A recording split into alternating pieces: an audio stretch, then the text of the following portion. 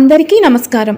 ఈ వీడియోలో నేను దసరా నవరాత్రి 9 రోజులు అలాగే విజయదశమి రోజున మనకి ముఖ్యంగా కావాల్సిన పూజా సామాగ్రి ఏమిటి అనేది ఈ వీడియో ద్వారా తెలుసుకుందాం। 10 రోజుల పూజ ఎలా చేసుకోవాలి, ఎన్ని సామాగ్రి మనం ముందుగా తెచ్చుకోవాలి అని హడావిడి పడిపోకండి। నేను చెప్పే ఈ లిస్ట్ ప్రకారం మీరు ముందుగానే సిద్ధం చేసుకుంటే ఎటువంటి హడావిడి లేకుండా నిర్భయంగా హాయిగా మీరు 10 రోజులు కూడా పూజను నిర్వహించుకోగలరు। కాబట్టి ఆ లిస్ట్ ఏంటో తెలుసుకుందామా। మొదటిసారి ఛానల్ని చూసేవాళ్ళు మా ఛానల్ని సబ్స్క్రైబ్ చేసి పక్కనే ఉన్న బెల్ ఐకాన్ని ప్రెస్ చేయండి। దీనివల్ల మీకు రానున్న ఆధ్యాత్మిక వీడియోస్ అన్నీ కూడా నోటిఫికేషన్ ద్వారా మీకు అందుతాయి। అలాగే మీరు ఎటువంటి వీడియోని మిస్ కాకుండా చూడగలరు। మా వీడియోస్ మీకు నచ్చినట్లయితే లైక్ చేయండి, షేర్ చేయండి। నవరాత్రి పూజకు ముందుగా సిద్ధం చేసుకోవాల్సింది దుర్గాదేవి అమ్మవారి ప్రతిమ లేదు అంటే గనక చిత్రపటాన్ని। మీరు నిత్యం చేసుకునే పూజా మందిరంలో ఉన్న విగ్రహాన్ని మీరు ఉపయోగించుకోవచ్చు, అలాగే చిత్రపటం। ఒకవేళ మీరు కొత్తగా ఈసారి చిత్రపటాన్ని గాని విగ్రహాన్ని గాని కొనాలి అనుకుంటే కనుక అమ్మవారి రూపం ఎలా ఉండాలి అంటే అష్టభుజాలతో ఉండాలి, సింహవాహిని అయి ఉండాలి, అష్టవిధ ఆయుధాలను ధరించి ఉండాలి, సౌమ్యమూర్తి అయి అభయ ప్రదాయినిగా అమ్మవారు చంద్రవంకను కలిగి ఉండాలి। అదే చిత్రపటం అయితే కనుక వీటితో పాటు అమ్మవారు ఎర్రని వస్త్రాన్ని చీరగా ధరించి ఉన్నదైతే చాలా శుభప్రదమైనది। ఇక తరువాతది కలశ స్థాపన। ఇది కొంతమంది మాత్రమే పెట్టుకుంటారు, ప్రతి ఒక్కరూ కలశ స్థాపన చెయ్యాలి అన్న నియమం ఏమీ లేదు। కలశం లేకుండా కూడా మీరు అమ్మవారి పూజను 9 రోజులు చేసుకోవచ్చు। మీ ఇంట తీరును బట్టి దీనిని నిర్వహించుకోండి। ఒకవేళ మీరు కలశం పెట్టుకోవాలి అనుకుంటే కనుక మీరు రాగి, ఇత్తడి లేదా వెండి, బంగారము ఇవేమీ లేకపోయినా మట్టితో చేసిన కలశాన్ని కూడా ఉపయోగించుకోవచ్చు। వీటితో పాటు కొబ్బరికాయలు, కలశం పెట్టుకునే వాళ్ళు ఒకటి కలశానికి ప్రతిరోజు ఈ 10 రోజులు ఒక కొబ్బరికాయ కొట్టాలి అనుకునే వాళ్ళు ఒక 10 కొబ్బరికాయలు అంటే మొత్తం కలిపి 11 కొబ్బరికాయలను సిద్ధం చేసుకోండి। జాకెట్ ముక్కలు, మీరు కలశం పెట్టుకుంటే కనుక ఎర్రని జాకెట్ ముక్క ఒకటి తీసుకోండి। దీంతో పాటు మీరు 2 చీరలు 2 జాకెట్ ముక్కలు కూడా తీసుకోండి। ఒకటి అమ్మవారి చివరి రోజున ఉద్వాసన పలికే రోజున అమ్మవారికి బట్టలు పెట్టడానికి, అలాగే రెండవది సువాసిని పూజ చేసుకునేవారు పండు ముత్తైదుని ఇంటికి పిలిచి నవరాత్రులలో ఏదైనా ఒక రోజైనా సరే వారికి పండు తాంబూలంతో పాటు బట్టలు పెట్టి పూజ చేయాలి। ఇలా చేసుకోవాలి అనుకున్న వాళ్ళు ఈ బట్టలను తీసుకోండి। కుమారి పూజ చేసుకోవాలి అనుకుంటున్న వాళ్ళు ఆ పాపకు సరిపడా బట్టలను ఏదైనా సరే red colour, orange colour, pink colour వీటిల్లో ఏదో ఒక రంగు వస్త్రాన్ని, గౌను లేదంటే పట్టు లంగాను తీసుకోండి। ఇక్కడ ఒక ముఖ్య గమనిక, చీరలో రన్నింగ్ బ్లౌజ్ ఉన్నా సరే మీరు సపరేట్గా మళ్ళీ జాకెట్ ముక్క పెట్టి అమ్మవారికైనా ముత్తైదువుకైనా ఇవ్వాల్సి ఉంటుంది। అమ్మవారిని స్థాపించుకోవటానికి మీరు ఒక పూజా పీటను సిద్ధం చేసుకోండి। ఒకవేళ మీరు వేరుగా కాకుండా మీ యొక్క పూజా మందిరంలోనే పూజను చేసుకుంటాను అనుకున్నా కూడా ఈ పూజను నిర్వహించుకోవచ్చు। అలాగే పూజ చేసుకునేటప్పుడు మీరు కూర్చోటానికి ఆసనాలు, చాప లేదు అంటే కనుక ఏదైనా కొత్త తువాలును వేసుకోవచ్చు। ఎట్టి పరిస్థితుల్లో పూజ చేసుకునే వాళ్ళు మాత్రం నేల మీద కూర్చొని చేయకూడదు। తరువాతది బియ్యం, పూజా పీట మీద పోయటానికి, అలాగే పసుపు గణపతిని పెట్టే ప్లేట్లో కొన్ని ఉంచటానికి, కొన్ని అక్షంతలు కలుపుకోవటానికి। ఈ 10 రోజులు కూడా మీరు చేసే ప్రసాదాల కోసం మీరు తగినన్ని బియ్యాన్ని తెచ్చుకోండి।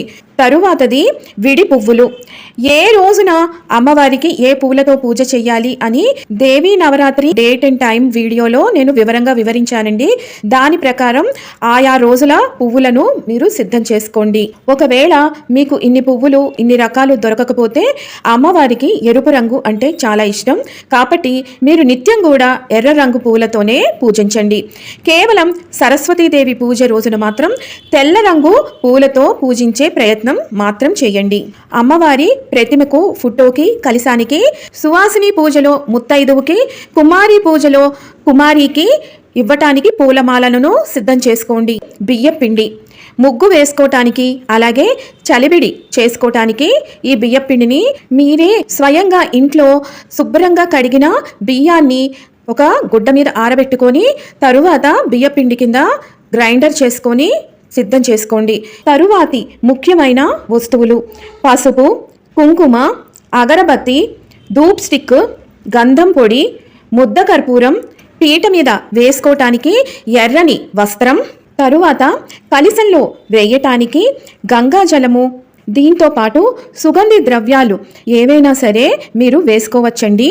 రోజ్ వాటర్, పచ్చకర్పూరం, అలాగే యాలకలు, వీటిని కూడా మీరు తెచ్చి కలశంలో వేసుకోవచ్చు. వీటితో పాటు అగ్గిపెట్టి, మట్టి ప్రమిదలు లేదా కుందులు, దీపారాధన చేయటానికి దీపారాధన నూనె, నువ్వుల నూనె అయినా లేదా ఆవు నెయ్యిని సిద్ధం చేసుకోండి. పంచామృతాలు తయారు చేసుకోవటానికి ఆవు పాలు, ఆవు పెరుగు, ఆవు నెయ్యి, పుట్ట తేనె, అలాగే పంచదార, లేదు అంటే కనుక కంద చక్కెర అంటే పటికి బెల్లం. తరువాతది మట్టి గాజులు ఎర్రనివి సిద్ధం చేసుకోండి. కొన్ని అమ్మవారికి పెట్టడానికి, అలాగే సువాసిని పూజ చేసుకునేటప్పుడు ఆ ముత్తైదువుకు ఇవ్వటానికి, అలాగే కుమారి పూజ చేసుకుంటే కనుక ఆ చిన్న పిల్లలకి సరిపడా గాజులను ఆ సైజుని బట్టి తీసుకోండి. తరువాతది తమలపాకులు అమ్మవారికి తాంబూలం ఇవ్వటానికి, అలాగే సువాసిని పూజ, కుమారి పూజ చేసుకునే వాళ్ళు తాంబూలం ఇవ్వటానికి కావలసిన తమలపాకులను సిద్ధం చేసుకోండి. వీటితో పాటు వివిధ రకాల పళ్ళు, అరటి పళ్ళు ముఖ్యంగా తీసుకోండి. అమ్మవారి తాంబూలానికి, ముత్తైదువు అలాగే కుమారి పూజలో ఇవ్వటానికి సరిపడా పళ్లను సిద్ధం చేసుకోండి. సువాసిని పూజలో లేదా కుమారి పూజలో వారికి తాంబూలం ఇవ్వటానికి ముందుగా చెప్పిన వాటితో పాటు వక్కలు, రూపాయి కాసులు, పసుపు కుంకుమ ప్యాకెట్లు, ముందు రోజే నానబెట్టిన శనగలు, వీటిని కూడా సిద్ధం చేసుకోండి. మామిడి ఆకులు గుమ్మానికి, పూజా మందిరానికి, అలాగే కలశంలో పెట్టుకోవటానికి తగినన్ని మామిడాకులను తెచ్చుకోండి. దీపారాధన చేసుకోవటానికి తెల్లని ఒత్తులు, లేదు అంటే కనుక ప్రత్యేకంగా నియమంతో చేసుకోవాలి అనుకున్న వాళ్ళు ఎర్రని ఒత్తులను సిద్ధం చేసుకోండి. ఒకవేళ మీరు అఖండ దీపం పెట్టాలి అనుకుంటే కనుక ఒక పెద్ద ప్రమిదను మట్టిది తెచ్చుకోండి. దానికి సరిపడా ఒత్తిని మీరే స్వయంగా తయారు చేసుకుంటే మంచిది. తరువాతది పంచపాత్ర, ఉద్ధరిణి, అరివేణి, ఇవి రెండుగా తీసుకోండి. ఒకటి మనం ఆచమనీయం చేయటానికి, రెండవది అమ్మవారి ఉపచారాల కోసం. అలాగే హారతి పళ్ళం, గంట, అలాగే అమ్మవారి పంచహారతికి కుండ ఒత్తులను సిద్ధం చేసుకోండి. బియ్యము, పసుపు, ఆవు నెయ్యి కలిపిన పసుపు అక్షంతలను సిద్ధం చేసుకోండి. కొంతమంది ఎరుపు అక్షంతలను కలుపుకొని పూజ చేస్తారు. రెండిట్లలో ఏదైనా పర్లేదండి, మీరు వేటినైనా సిద్ధం చేసుకొని పూజ చేసుకోవచ్చు. తరువాతది పత్తి వస్త్రాలు. పత్తిని తీసుకొని పసుపు నీళ్లలో తడిపి దానికి కొంచెం గంధం అలాగే కుంకుమను అద్ది వీటిని 2 వస్త్రాలుగా సిద్ధం చేసుకోండి. ఇది ఏ రోజు వస్త్రం ఆ రోజున మీరు తయారు చేసుకోవాల్సి ఉంటుంది. యజ్ఞోపవీతాలు, ఒకటి అమ్మవారికి, ఒకటి పసుపు గణపతికి చేసుకోవాలి. వీటితో పాటు మీరు సువాసిని పూజ చేసుకున్న, కుమారి పూజ చేసుకున్న వారికి కాళ్లకు పారాణి పెట్టాల్సి ఉంటుంది. అమ్మవారి సేవ కోసం చామరం. ఇక తరువాతది అమ్మవారికి ఏ రోజుకు ఆ రోజు ప్రత్యేకమైన నైవేద్యాలను సమర్పించాలి. దీనిని కూడా నేను దేవీ నవరాత్రి పూజా టైమింగ్స్ వీడియోలో పెట్టానండి. అన్ని వివరాలు ఆ వీడియో చూస్తే మీకు తెలుస్తుంది.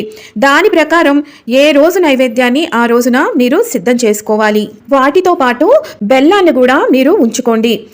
ఇది విఘ్నేశ్వరుడికి నైవేద్యానికి, అలాగే మీరు ఏదైనా పదార్థాలను అలాగే మహా నైవేద్యం సమర్పించేటప్పుడు తప్పనిసరిగా ఒక చిన్న బెల్లం ముక్కను పక్కన పెట్టాలి.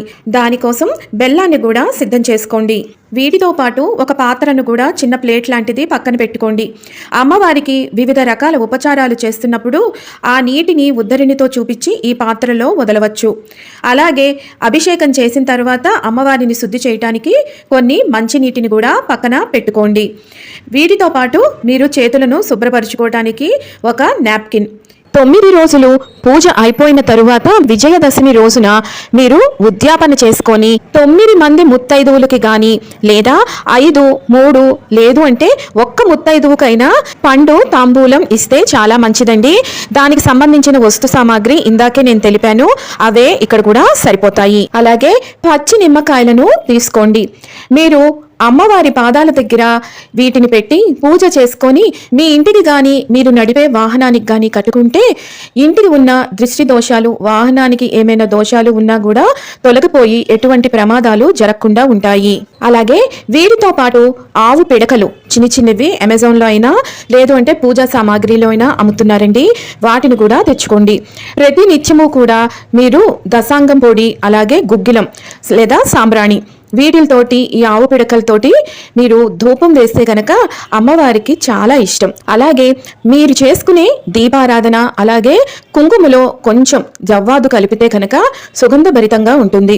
కాబట్టి ఒక జవ్వాదు ప్యాకెట్ని తీసుకోండి. వీటితో పాటు చిట్టి గాజులు, ఇవి రకరకాలు అమ్ముతున్నారండి. ఎరుపు, ఆకుపచ్చ, పసుపు ఇవైతేనే శ్రేయస్కరం.